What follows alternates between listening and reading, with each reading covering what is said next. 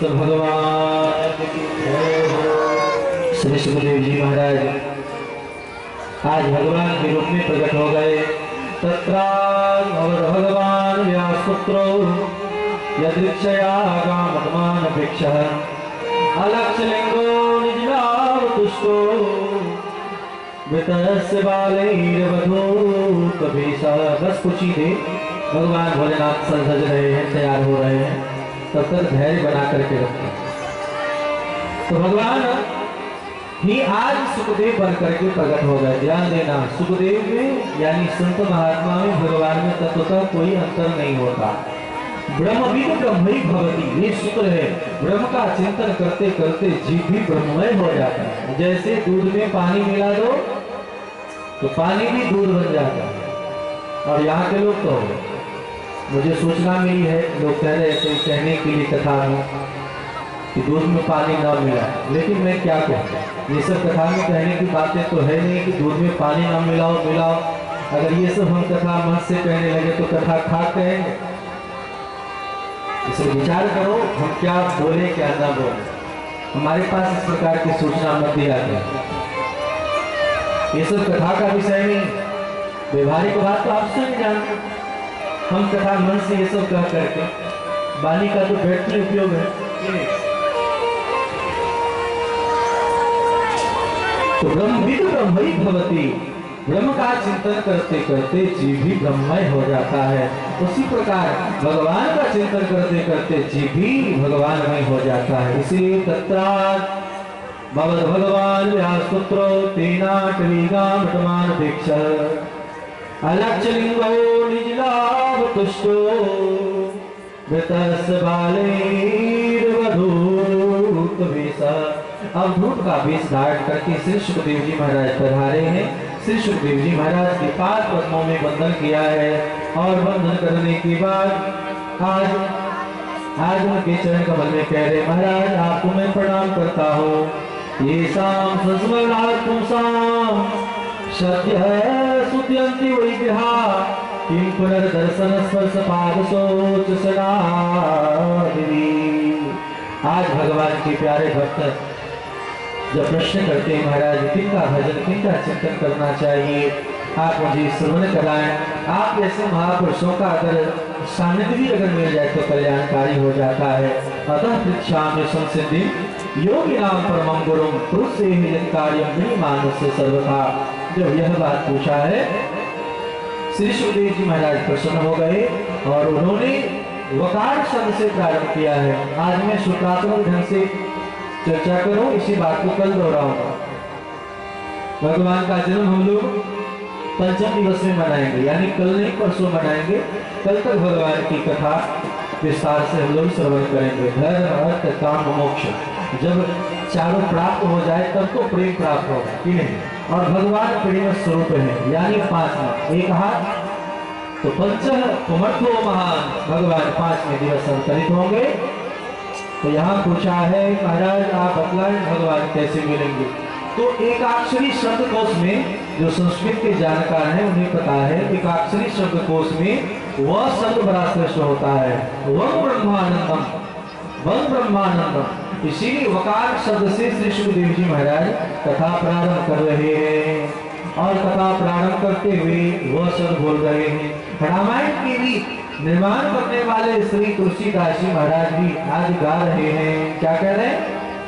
वर्णानामर्थ संभारान् रसानां छन्दसामपि मंगलानां च कर्तारो वन्दे वाणी विनायको। वन्दे वाणी विनायको वह शब्द से। और यहाँ भी भागवत में वर्णन कर रहे हैं, वर्यानीस ते प्रसन्नः कृतो लोकहितं नृपः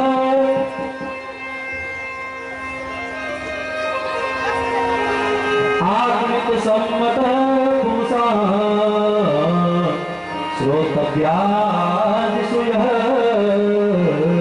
परः।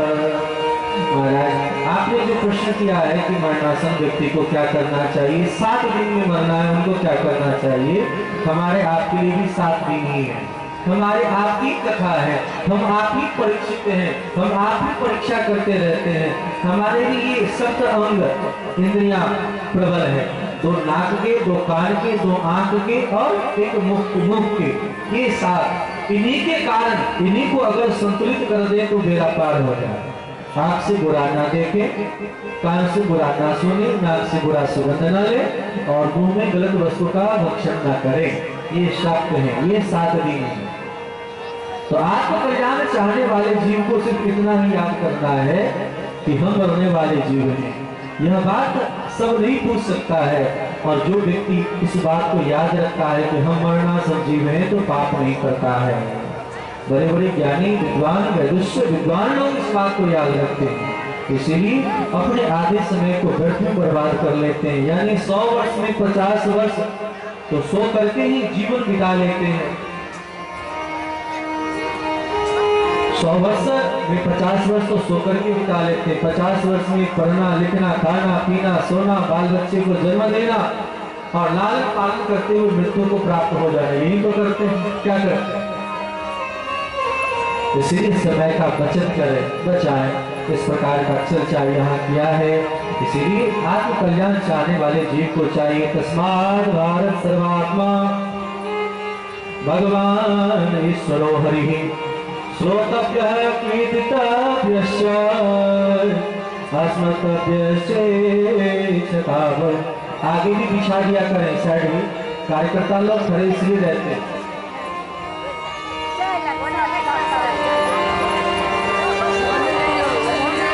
भारतवर्ष में जन्म लेने वाले भारत 3 काम करे आत्म कल्याण चाहने वाले जीव को। क्या सब करे? तो पहले तो सुने, ध्यान देंगे। 3 काम करे, श्रोतव्य कीर्तितव्य स्मर्तव्य 3 काम करते चले। पहले सुने, कीर्तन करे, स्मरण बन जाए। अच्छा महाराज ये बात है, कहते कि देखो तुम भगवान के बारे में सुनते सुनते प्रत्येक व्यक्ति का मन शुद्ध हो जाता है। हम भी ब्रह्म में लीन थे, लेकिन भगवान की लीला कथा सुनते सुनते सुनाते सुनाते हमारा मन भी भगवान में लग गया। पर निश्चित पुण्यम उत्तम श्लोक लीलिया गृहीत चेता राजन से आख्यान भगवान। भगवान की उपासना करनी चाहिए, भक्ति करनी चाहिए। इस प्रकार एतत् निरुद्धमानानां विच्यतां कुतो भयं योगिनां प्रणीतम् हरे नामानुकीर्तनम। भगवान के शुक्र नाम का संकीर्तन करना चाहिए। भगवान के 2 रूप है, उनको जानना चाहिए। भगवान के सामने कुछ याचना नहीं करनी चाहिए। सब भगवान को छोड़कर केवल राम कृष्ण की उपासना करनी चाहिए। अकाम सर्वकामो वा मोक्षकामो दारदी तीव्रेण भक्ति योगेन यजेत पुरुषं परम। भगवान की उपासना करनी चाहिए। भगवान खुश हो जाएंगे तो सारा काम बन जाएगा। पुनः सृष्टि भगवान कैसे करते हैं यह जानने का मन हुआ तो पुनः मंगलाचरण से सुखदेव भगवान करते हैं और पुनः भगवान के सृष्टि के बारे में श्रवण कराते हैं कि संसार में एक समय भगवान के मन में सृष्टि करने का भाव उत्पन्न होता है और भगवान अपने नाभि से एक कमल प्रकट करते हैं और वह कमल प्रकट होकर के जब संसार में आता है तो उनमें से एक जीव प्रकट होता है जिसे स्वयंभू कहते हैं, जिसे हम ब्रह्मा कहते हैं। बोलिए श्री ब्रह्मा जी महाराज की। ब्रह्मा जी महाराज प्रकट होते हैं। ब्रह्मा जी संसार में अपने आप को अकेला जान करके विचार कर रहे हैं कि मैं कौन हूं। 4 दिशा में देखते हैं, 4 दिशा में देखने के कारण उनके 4 सिर हो गए। 10,000 वर्षों तक उसी कमल लाल में प्रवेश किए रहे, इसीलिए फिर भी भगवान का अस्तित्व पता नहीं चला। बाहर निकल करके आए और बाहर जब निकल करके आए, बाहर निकल करके आते हैं भगवान के लिए तपस्या किया। भगवान और भगवान ने कहा कि आप सृष्टि करें। इस बात को सुन करके ब्रह्मा जी ने कहा कि मैं कैसे सृष्टि करूं, आप मुझे बताएं।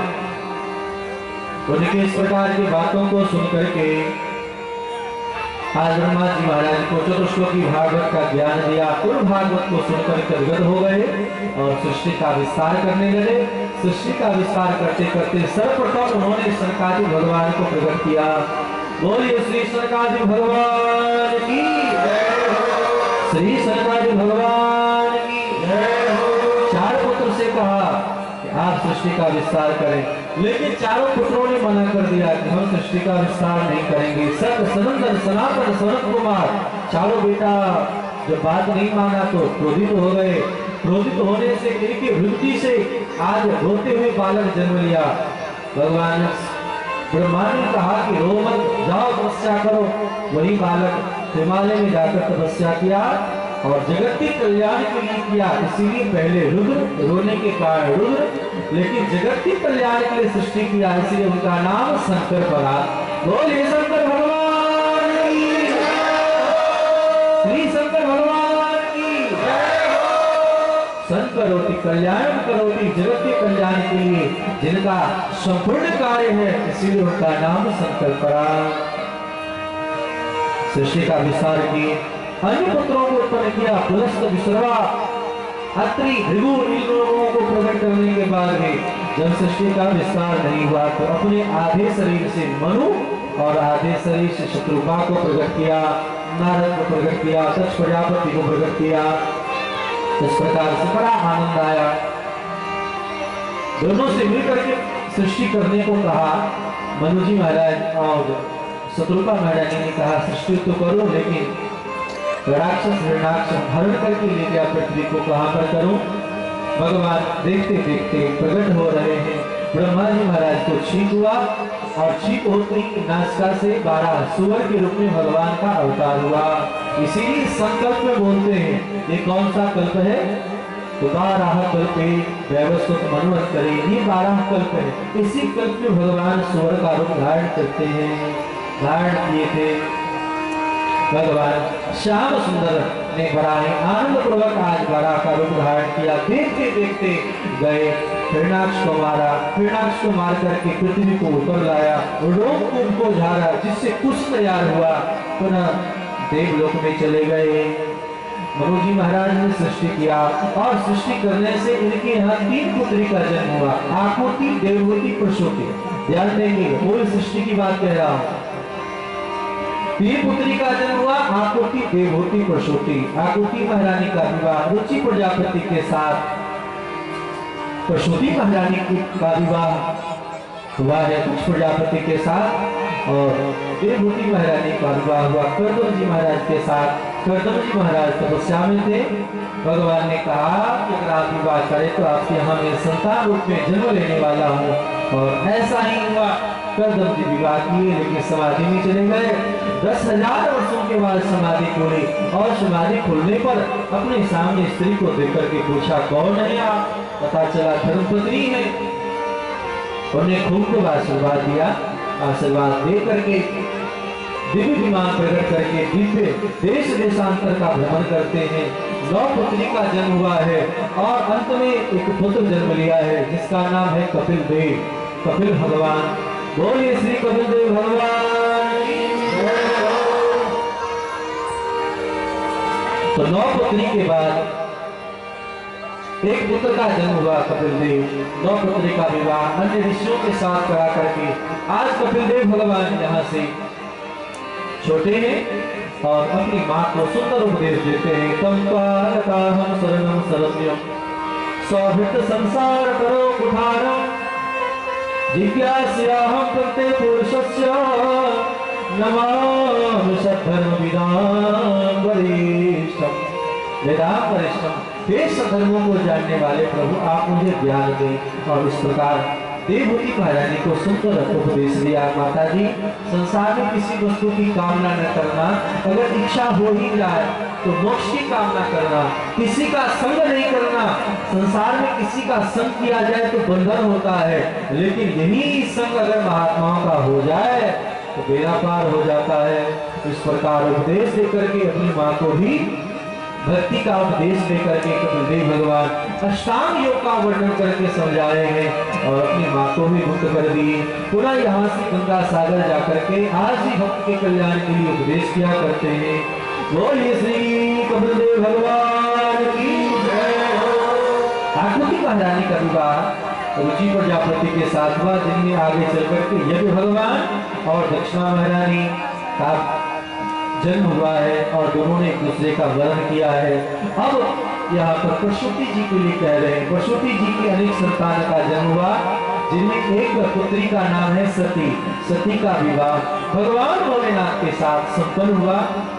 लेकिन जब दक्ष प्रजापति अपने पद को प्राप्त किया तो अपने को बड़ा मानने लगा।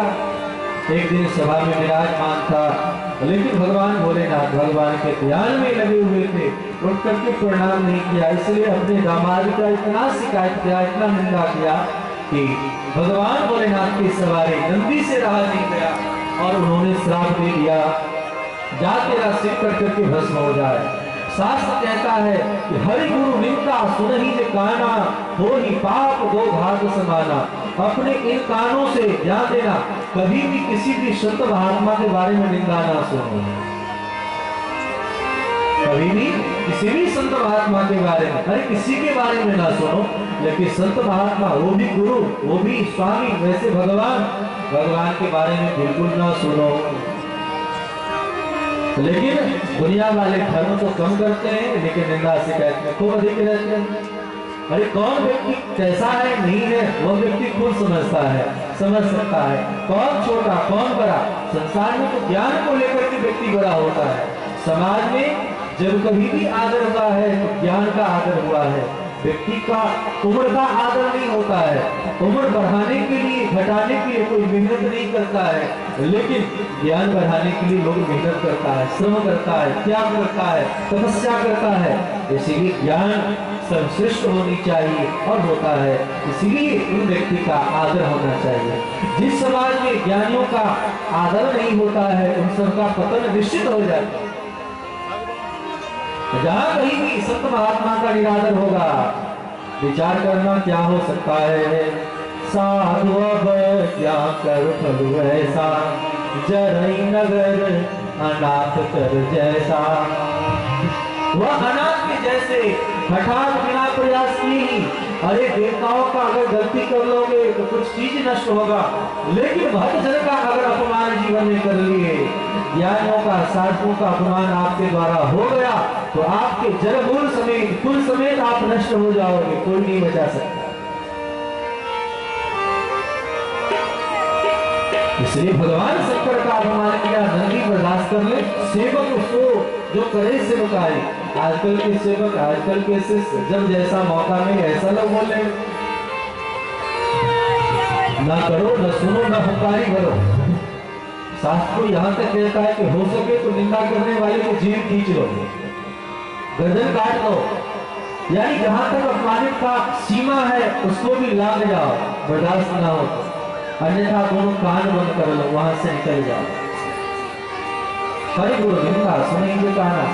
कान में अगर कोई बात चले जाए जल्दी नष्ट होता है।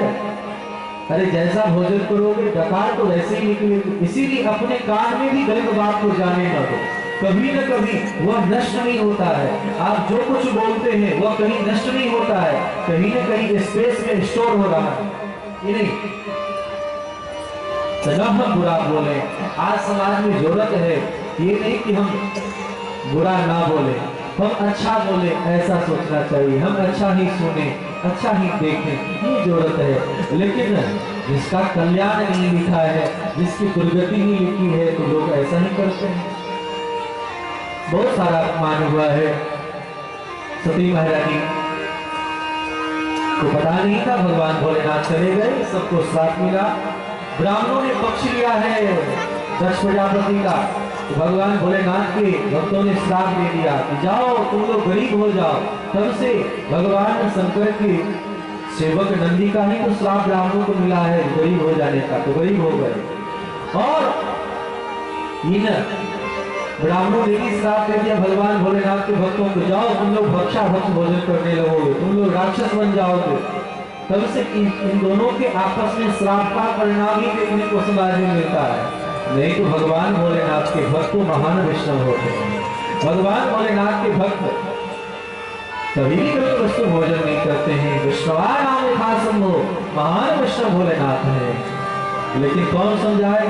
जब शास्त्र के महत्व को ही कोई ना दे तो उन्हें कौन समझा सकता। भगवान भोलेनाथ उठ करके चले गए। सती महारानी के साथ घटना घटा, कथा सुनने के लिए गई, कथा नहीं सुनी। भगवान भोलेनाथ ने त्याग कर दिया। समय पाकर के दक्ष प्रजापति हरिद्वार के करथल में यज्ञ किया और उस यज्ञ में आज सबको बुलाया है। पार्वती महारानी को नहीं बुलाते हैं, सती को नहीं बुलाते हैं। बार बार आग्रह करने के बाद भगवान भोलेनाथ मना करके मत जाओ, निमंत्रण नहीं आया है। लेकिन सती महारानी कहती कि नहीं, माता पिता गुरु यहाँ जरूर जाना चाहिए। भगवान भोलेनाथ ने कहा लेकिन जहाँ विरोध मानता हो वहाँ जाने में हित नहीं होता है। तदप विरोध मान जह कोई, कहाँ गए कल्याण न होई, नहीं जाना चाहिए। लेकिन जब बात नहीं मानी जाने के लिए हट कर ही थी, भगवान भोलेनाथ